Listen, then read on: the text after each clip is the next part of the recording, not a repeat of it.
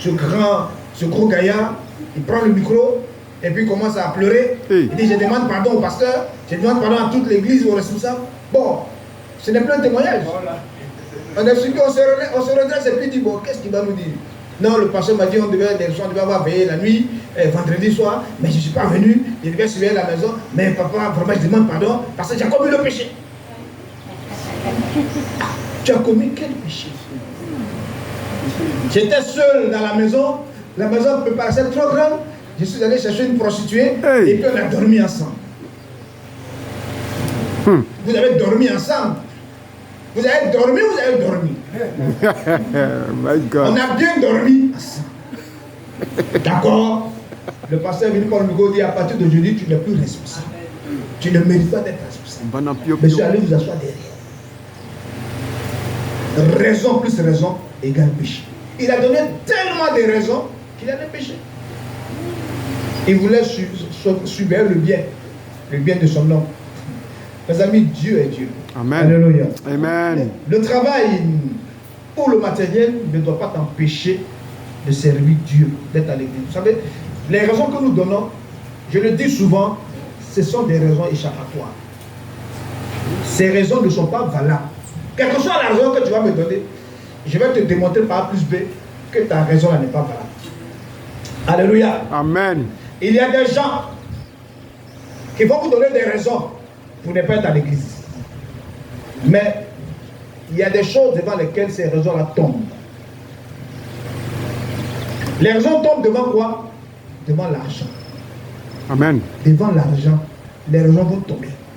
Ça, c'est inévitable. Devant l'argent, les raisons vont tomber. C'est que tu peux avancer des raisons. Je ne suis pas venu à l'église parce qu'il faisait trop chaud. Tu n'es pas du beurre pour fond de soleil.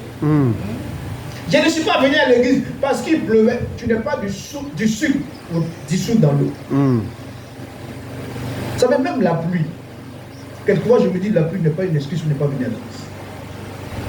Quand j'étais en première, j'avais pour professeur un Français, un blanc, M. Verland. Jacques Verland, un court bonhomme. La pluie. Ce monsieur-là, franchement, dit, il nous a mis au défi un jour. J'ai voulu relever le défi, mais j'ai été vraiment surpris. Il nous a dit un jour, on aura cours, on aura devoir tel jour. S'il pleut, le devoir aura lieu. S'il ne pleut pas, le devoir aura lieu. Donc, tel jour, préparez-vous, on a devoir. Moi, j'ai levé ma main. Il dit, monsieur, s'il pleut, on va faire quel devoir? La pluie d'Abidjan, parfois ça commence à 2h du matin jusqu'à midi. Ça finit pas. Il dit, mon petit, s'il pleut, il y a devoir. Il ne pleut pas, il y a devoir. Celui qui vient, il fait le devoir. Tu ne viens pas, tu as zéro. Il dit, monsieur, il y a pluie et pluie. Il y a des pluies, tu peux prendre parapluie, mais il y en a là, avec le vent. Monsieur, c'est terrible. Les voies sont inondées. C'est ce qu'il a dit. Il a dit, et s'il ne pleut pas, chez nous c'est la tornade. Ça soulève voiture ici, ça dépose là-bas. Ça soulève ça dépose là-bas. Si c'est ça là, je vais dire de ça là-bas. Je n'ai pas encore vu ça ici. Donc il dit qu'il y a des voies. Moi j'ai prié, il dit Seigneur, il n'a qu'à pleuvoir, le blanc il n'a qu'à pleuvoir, et puis on le voit. Et un jour, le jour du devoir, il a plu. Il a fortement plu. Moi je me suis levé. À 20 minutes, il dit au Dieu, pas le gars, il dit, bon, attends, il y a le voici, le gars est venu. J'ai pris mon infirmière, je suis allé à l'école, j'arrive devant la classe, je mets ma tête, il dit, monsieur Malanda, rentrez, vous avez que 20 minutes, vous êtes déjà là, il dit, ah, tu es venu sous la pluie là. Il dit, ah, monsieur Leblanc, tu es blanchard. Il dit, il y avait 7 élèves. Plus ou moins, ça fait 8e. Il dit, vos amis ont déjà commencé à longtemps. Vous n'avez que 20 minutes. C'était un devoir de dissertation. Faites vite, vous aurez 0. Il dit, monsieur, il a plu. Regardez-vous, il dit, si vous voulez rentrer chez vous, je vous colle la note. J'ai été obligé de faire devoir en 20 minutes. Quand la pluie a cessé, les collègues sont venus. On a fait devoir. Il est venu. Il est venu. Ah, je gagne l'argent. Mon ami, c'est pas toi qui le paye. C'est ça le problème. La pluie, il est venu. Je dis que la pluie n'est pas une excuse. C'est vrai que quelquefois, quand il pleut, pour sortir, c'est difficile. Les voies sont inondées. Il y a des quartiers, quand il pleut, il ne faut pas prendre le risque de sortir. La pluie peut t'emporter. Mais il y a des pluies là, tu peux venir. Alléluia. Amen. Et je vais vous dire pourquoi. Parce que devant l'argent, les raisons que tu avances, ça ne tient pas debout. Imagine un jour, un de tes frères, de tes parents, de tes oncles, qui est derrière l'eau. Il est arrivé en visite, en famille, et dit, demain dimanche, il faut venir me voir à 8h00. Parce que moi, à 10h, je dois être à l'aéroport, je prends mon vol, je repars. Je vais te remettre une petite enveloppe pour te permettre de te défendre. Ce n'est pas grand-chose, au moins 500 000. Je dis que la nuit de samedi à dimanche sera la nuit la plus longue de ta vie. Parce que tu vas te réveiller plusieurs fois. Tu te réveilles, depuis ce temps-là, il est seulement 23h. Mais c'est quoi ça? Ou bien l'horloge là ne marche pas bien. Peut-être c'est gâté. Ou la pile est gâtée. Tu vas fermer les yeux, tu te réveilles 1h du matin. Ah! C'est quel monde ça? 2h du matin, tu n'auras plus sommeil. Tu ne vas plus dormir. Il est, par exemple, il est logé à Port-Boué. Toi, tu es en d'autres ici. Il t'attend à 8h. Mon ami, ce jour-là, tu ne verras pas la distance.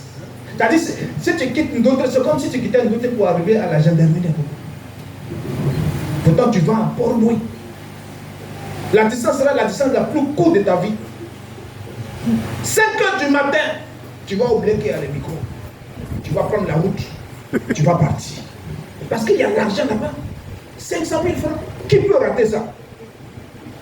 Même s'il pleut, tu vas prendre une culotte, même débardeur, lesquels, comme un vrai mouchi, puis tu es parti. C'est beau, c'est vrai. Tu vas arriver là-bas. Tu es mouillé, ce n'est pas ton problème. L'essentiel, c'est que tu as ton jeton. Après la pluie, tu prends le taxi, tu rentres. Et tu as 500 000. Puis tu es tranquille, tu es serein. Voilà. Et tu es fier. Mais si on te dit de faire la même chose pour l'église, tu fais le quoi? Tu es dans la maison, dès que tu as le pasteur lui-même sait qu'il pleut. Je ne suis même pas sûr que le frère interne ou la soeur va venir à l'église aujourd'hui. Je ne suis pas sûr qu'on aura plus de 10 personnes. Tu commences à raisonner à la place des autres. Tu commences à faire toi-même ton propre classement. Telle personne, c'est pas sûr qu'il va partir là-bas aujourd'hui. Avec la pluie là, si on est trop aujourd'hui là, on peut être 4. Et tu vas dormir. Si tu as des petites gouttes là, c'est là que tu vas rentrer même sous le drap, tu vas bien te blottir là-bas en 4, plier en 4, et puis tu dors tranquille. Alléluia. Amen. Mais si c'est l'argent, tu ne vas pas faire ça. Dès qu'il y a les gouttes, tu vas commencer à lier la pluie. Va de l'autre côté. Toi, tu vas aller prendre ton argent. Pourquoi aujourd'hui la pluie va tomber? Tu vois, tu montres que l'argent a plus de valeur que Dieu. Tu montres que ton cœur est plus attaché à l'argent. C'est pourquoi j'ai dit, il y a des raisons que nous avançons devant l'argent, ces raisons tombent. Ce sont des raisons échappatoires. Amen. J'ai mis 500 000, c'est beaucoup, même 100 000. Si on dit le dimanche matin, dimanche prochain, les 10 premiers qui vont venir auront 10 000, on met ça sur le chef. Il n'aura pas place ici. Alléluia. Tout le monde sera premier. Il y aura bousculade à l'entrée. C'est faux, c'est vrai. Il y a un pasteur qui a fait ça. Il a déposé des bouquets de fleurs avec de l'argent sur les chaises. Il a déposé ça. Les premiers qui sont venus sont assis, ils ont récupéré le jour. C'est quand tu viens t'asseoir, tu mets à côté, tu dis, je vais prendre, je ne vais pas prendre. Le pasteur dit, tu es assis, il faut prendre. Puis il y a des gens qui sont venus, puis ils regardent, il y a des bouquets ici. Non, on n'a pas de bouquet, c'est bon. Qui t'a donné ça? Après, voilà l'enveloppe. Le pasteur dit, les premiers qui sont venus, c'est pour eux. Le dimanche qui a suivi, Oh my God. tout le monde était à l'heure. Qui n'aime pas l'argent?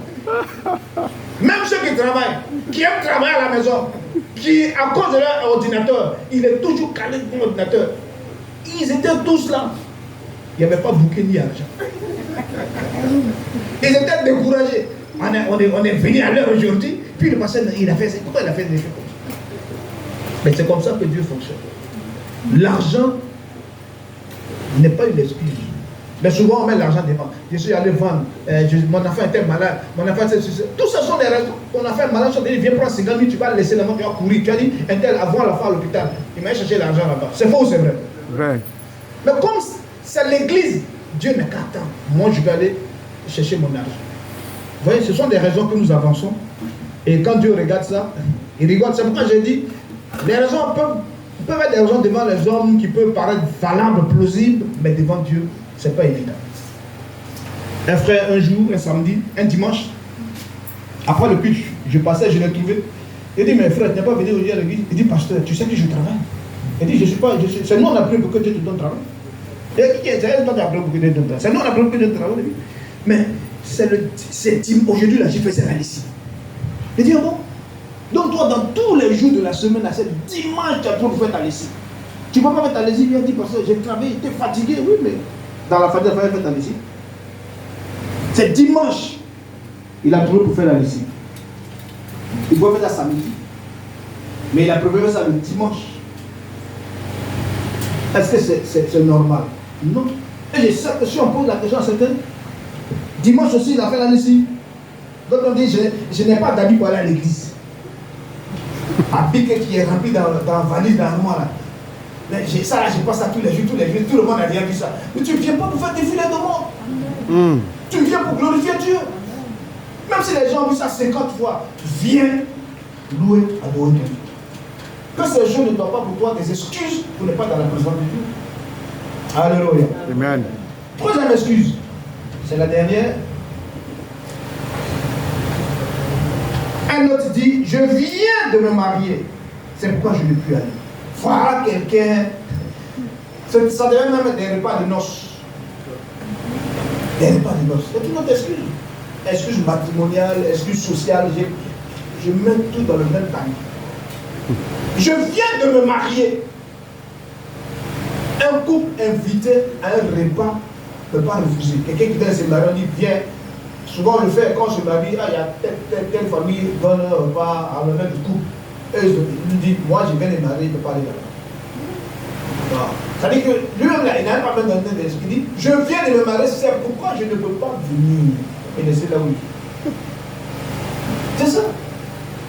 J'ai été surpris un jour d'entendre une soeur, j'ai dit, mais je n'étais pas dans l'église, non. Il y a ma camarade qui s'est mariée là-bas, je l'ai accompagnée.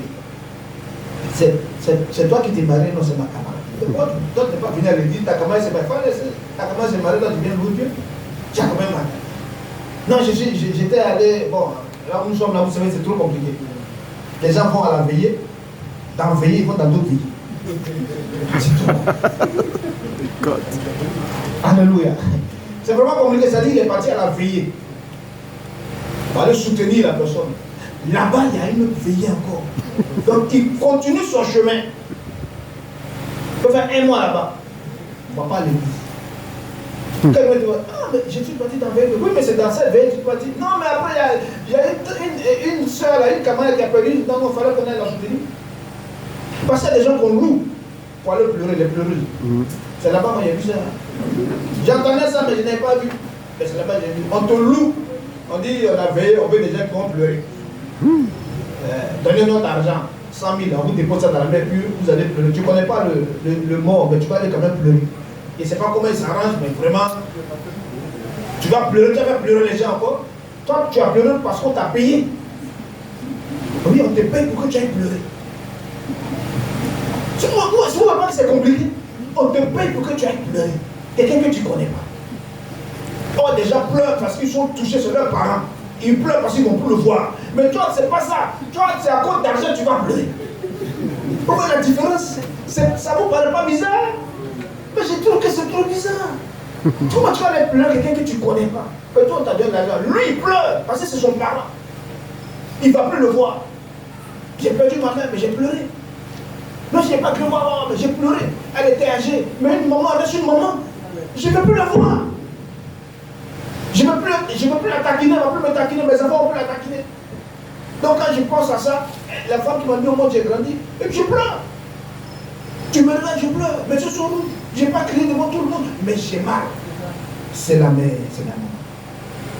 Mais il n'y a pas quelqu'un qui va pleurer pour aller pleurer pour quelqu'un d'autre. Chacun c'est le Pourquoi?